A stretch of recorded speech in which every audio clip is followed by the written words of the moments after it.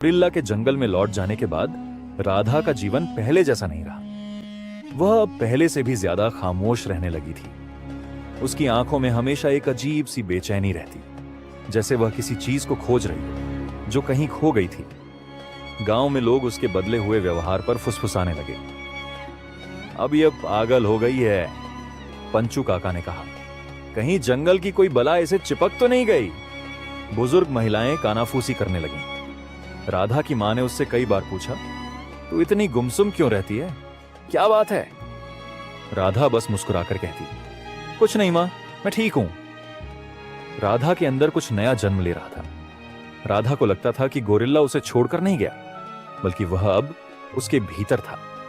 उसका प्रेम, उसकी शक्ति, उसकी जंगली स्वतंत्रता, सब कुछ राधा के भीतर किसी बीज की तरह पल रहा था। एक रात जब पूरा गांव सो रहा था, राधा अचानक जागी। उसके भीतर कुछ हलचल महसूस हुई। ऐसा लगा जैसे कोई उसके भीतर सांस ले रहा हो, कोई नया जीवन आकार ले रहा हो। उसने अपना पेट छुआ और धीरे से फुसफुसाई, राजा, तुम मुझ में हो। राधा की मां को जल्द ही शक होने लगा कि कुछ अजीब हो रहा है। उसकी चाल धीमी हो गई थी। वह हर वक्त अपने पेट पर हाथ रखती थी। गांव की औरतें उसे शक की नजरों से देखने लगीं। एक दिन पंचू काका ने पूरे गांव को इकट्ठा किया और कहा, यह लड़की जंगल से लौटने के बाद बदल गई है। कोई अनहोनी हुई है, हम इसे ऐसे नहीं छोड़ सकते। गांव वालों ने मिलकर राधा से सवाल करने शुरू किए, तू क्या छुपा रही है? तेरे पेट में क्या? राधा ने कोई जवाब नहीं दिया। उसने सिर्फ हल्की मुस्कान के साथ अपने पेट पर हाथ रखा और कहा, यह जंगल की शक्ति है जो मेरे भीतर पनप रही है। गांव वाले चौंक गए। कुछ को डर लगा, कुछ को गुस्सा आया। यह तो अपशकुन है, जंगल की बला इसे चिपक गई है, हमें इसे गांव से बाहर निकाल देना चाहिए। राधा जानती थी कि गांव वाले कभी उसे समझ नहीं पाएंगे। वे सिर्फ वही देखते थे जो उनकी आंखों के सामने था, लेकिन जो उसके भीतर पल रहा था उसे समझने की उनकी शक्ति नहीं थी। वह गांव के बीच में खड़ी हुई और कहा, तुम सब डरते हो क्योंकि तुमने कभी जंगल की ताकत को महसूस नहीं किया।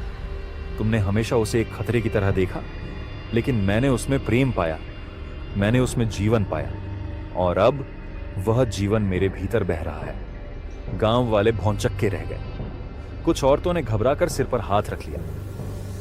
यह लड़की पागल हो गई है, इसे रोकना होगा वरना यह पूरे गांव को तबाह कर देगी। लेकिन पंचू काका चुप नहीं बैठे। उन्होंने अपनी लाठी उठाई और गरज कर बोले, अगर यह जंगल का अंश है तो इसे जंगल ही भेज देना चाहिए। राधा को जबरदस्ती गांव से बाहर निकाल दिया गया। उसने एक बार भी विरोध नहीं किया। वह बस एक अजीब सी शांति के साथ जंगल की ओर बढ़ी, जैसे उसे वहीं जाना था। जंगल के पास पहुंचते ही हवा बदल गई। पेड़ों की सरसराहट में कोई परिचित आवाज थी, और फिर घने पेड़ों के बीच से एक परछाई निकली। गोरिल्ला। वह धीरे धीरे राधा के पास आया और उसकी आंखों में झांका। राधा ने अपना हाथ आगे बढ़ाया और इस बार गोरिल्ला ने उसे झुककर सलाम किया। राधा मुस्कुराई। वह अब समझ चुकी थी, मैं अब गांव की नहीं रही, मैं अब जंगल की बेटी हूं। गांव में लोग यह कहते रहे कि राधा को जंगल की आत्माएं उठा ले गईं, लेकिन जंगल में एक नई कथा जन्म ले रही थी, एक लड़की की जिसने अपनी पहचान को अपनाया और जंगल की शक्ति बन गई। राधा अब जंगल की बेटी नहीं, उसकी रानी थी। गांव ने उसे भुला दिया, लेकिन जंगल ने उसे अपना लिया। गोरिल्ला और बाकी जानवर उसके इर्द गिर्द ऐसे घूमते जैसे वे उसकी रक्षा कर रहे हों। पेड़ पौधों की फुसफुसाहट अब राधा को समझ में आने लगी थी, जैसे वे उससे बातें कर रहे हों। समय बीतता गया और राधा जंगल के नियमों को समझने लगी। वह जानवरों की भाषा सीख गई। उनकी हरकतों, गुर्राहटों और इशारों को पढ़ना अब उसके लिए सहज हो गया था। गोरिल्ला हमेशा उसके साथ रहता। राधा ने महसूस किया कि वह जंगल के अन्य जानवरों का भी राजा था, लेकिन कोई संगठित शक्ति नहीं थी। शिकारी जानवर कमजोरों को मारते, कुछ जानवरों के झुंड आपस में लड़ते। राधा ने जंगल में एक संतुलन बनाने की कोशिश की।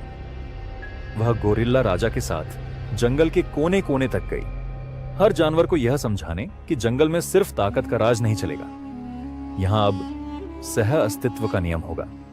धीरे धीरे बदलाव दिखने लगा। कमजोर जानवरों को अब सुरक्षा मिली। शिकारी भी अपनी सीमाएं समझने लगे। जंगल में एक नई व्यवस्था बनने लगी, लेकिन गांव अभी भी वहीं था और गांव वालों को जंगल की शांति पसंद नहीं थी। एक दिन पंचू काका और कुछ गांव वाले जंगल में आए।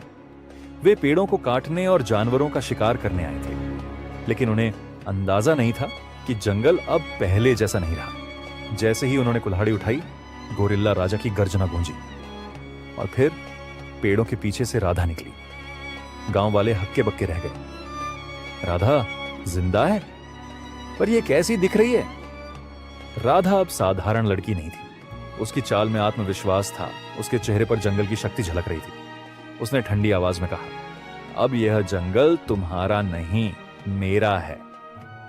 पंचू काका ने गुस्से में कहा, तू इंसान है या कोई बला? राधा मुस्कुराई, मैं वो हूं जिसे तुमने ठुकरा दिया था, पर अब मैं जंगल की रानी हूं और मैं अपनी प्रजा को बचाऊंगी। गांव वालों ने अपने हथियार उठाए, लेकिन इससे पहले कि वे हमला कर पाते, पूरा जंगल गूंज उठा। गोरिल्ला गरजा, पेड़ हिले, पक्षी उड़ गए और जंगल के सभी जानवर सामने आ गए। चीते, भेड़िए, हाथी, बंदर, हर जीव राधा के पीछे खड़ा था। गांव वाले कांप गए। उन्होंने पहली बार जंगल की सच्ची ताकत देखी थी। पंचू काका ने कदम पीछे खींचते हुए कहा, यह लड़की अब हमारी नहीं रही। राधा ने आंखें बंद की और जब उसने फिर देखा तो उसके सामने घुटनों के बल बैठे पंचू काका थे।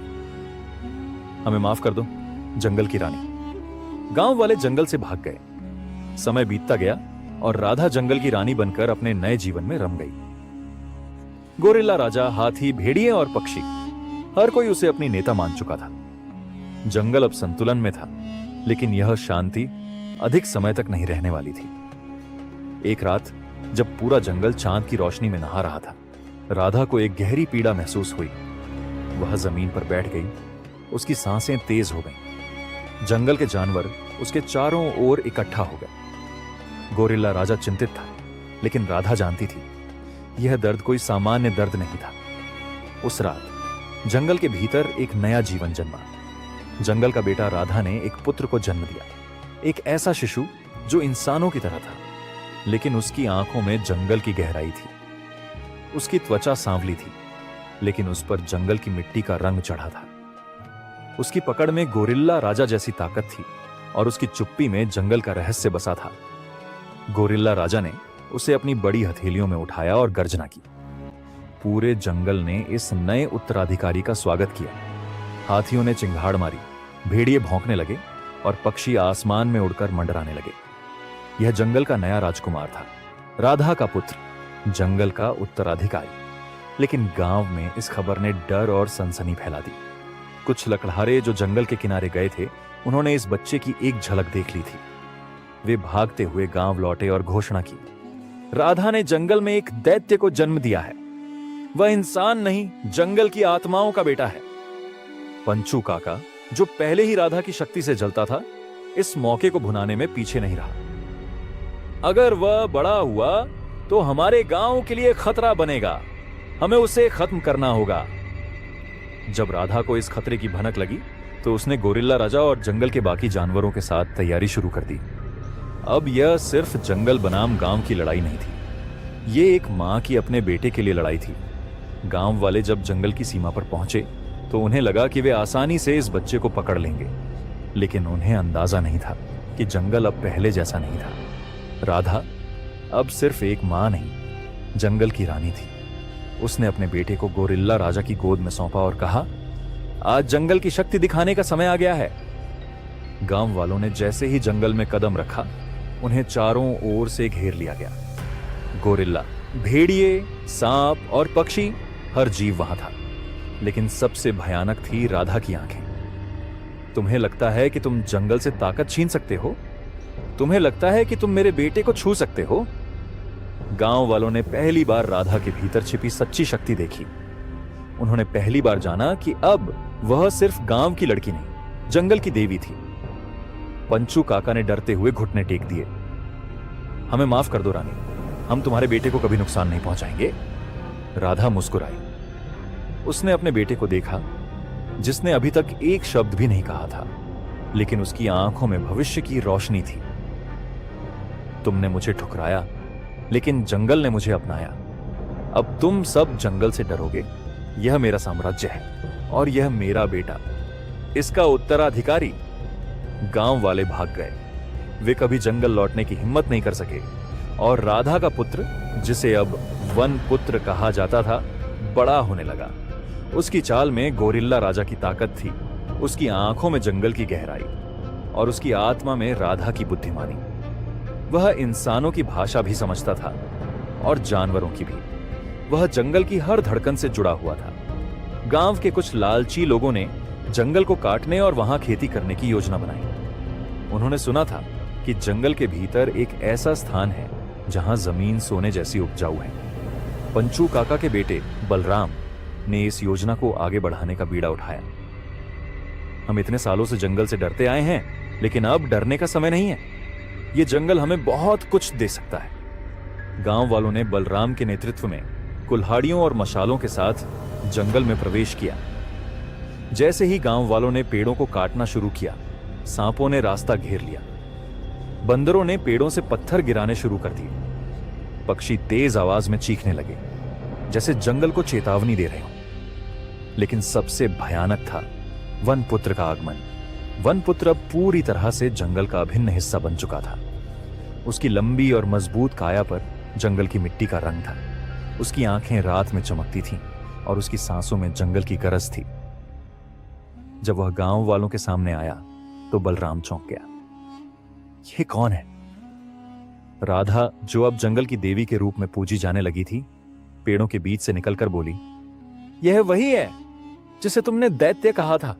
यह मेरा बेटा है, जंगल का उत्तराधिकारी। वनपुत्र ने गांव वालों को गहरी आंखों से देखा।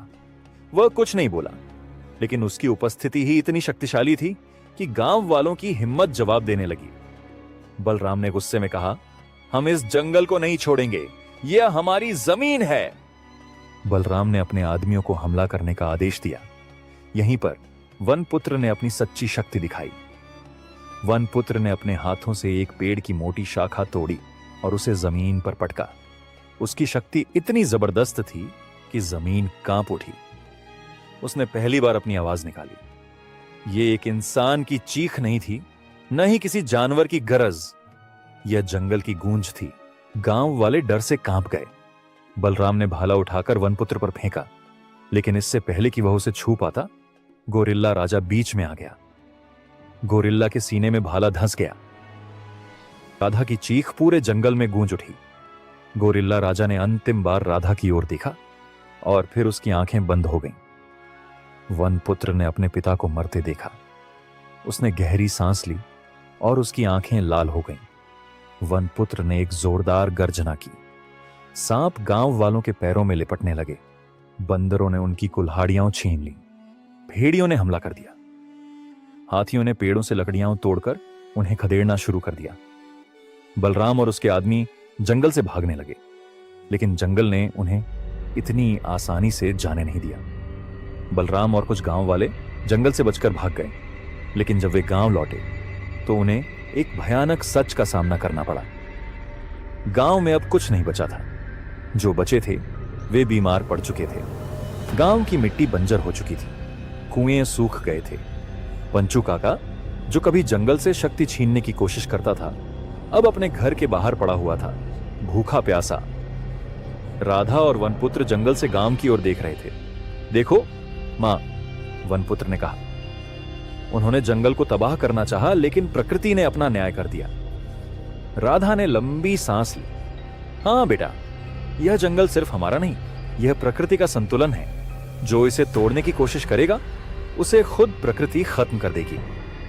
गांव और जंगल की लड़ाई को बरसों बीत गए। जंगल अब पहले से भी घना और शक्तिशाली हो चुका था, लेकिन गांव वह उजड़ चुका था। पुराने गांव वाले या तो कहीं और बस गए या फिर जंगल के खौफ से दूर भाग गए। लेकिन समय हमेशा एक जैसा नहीं रहता। एक दिन जंगल के किनारे कुछ अजनबी लोग आए। उनके कपड़े फटे थे, चेहरे पर भूख और लाचारी के निशान थे। वे कोई और नहीं बल्कि वही गांव वाले थे जो सालों पहले जंगल के खिलाफ लड़ाई में शामिल थे। वे अब कमजोर और बेघर थे। उनकी नजरें जंगल की ओर उठी। वनपुत्र, मां देखो, ये वही लोग हैं जिन्होंने हमें जंगल में धकेला था, अब वे खुद ही वापस लौट रहे हैं। राधा ने शांत आंखों से गांव वालों को देखा। बेटा, बदले से कभी शांति नहीं मिलती। ये लोग अपने कर्मों का फल भोग चुके हैं। अब समय है हमें यह तय करने का कि हम जंगल और गांव के बीच संतुलन कैसे बनाएं। राधा और वनपुत्र जंगल छोड़कर गांव की ओर बढ़े। उनके पीछे हाथियों की चिंगाड़, भेड़ियों की गुर्राहट और पक्षियों की चहचहाहट गूंज रही थी। गांव वाले जब उन्हें आता देखे तो डर से कांपने लगे। बलराम, जो अब बूढ़ा और कमजोर हो चुका था, घुटनों के बल बैठ गया। हमें माफ कर दो राधा, हमने बहुत गलत किया था। राधा ने गहरी सांस ली। तुमने जंगल को तबाह करने की कोशिश की थी, लेकिन जंगल ने तुम्हें माफ कर दिया। अब मैं भी तुम्हें माफ करती हूं। गांव वालों की आंखों से आंसू गिर पड़े। राधा और वनपुत्र ने गांव वालों को सिखाया कि प्रकृति के साथ कैसे जीना है। उन्होंने पेड़ लगाना शुरू किया, कुएं फिर से भरे गए और धीरे धीरे गांव फिर से बसने लगा। लेकिन अब गांव जंगल के खिलाफ नहीं, बल्कि उसके साथ जी रहा था। गोरिल्ला राजा की जगह अब नया गोरिल्ला नेता बना, जो जंगल और गांव की सीमाओं की रक्षा करता। अंत में राधा अब सिर्फ जंगल की रानी नहीं थी, वह गांव की मां भी बन गई थी। वनपुत्र, जो जंगल का उत्तराधिकारी था, अब गांव और जंगल के बीच पुल बन गया।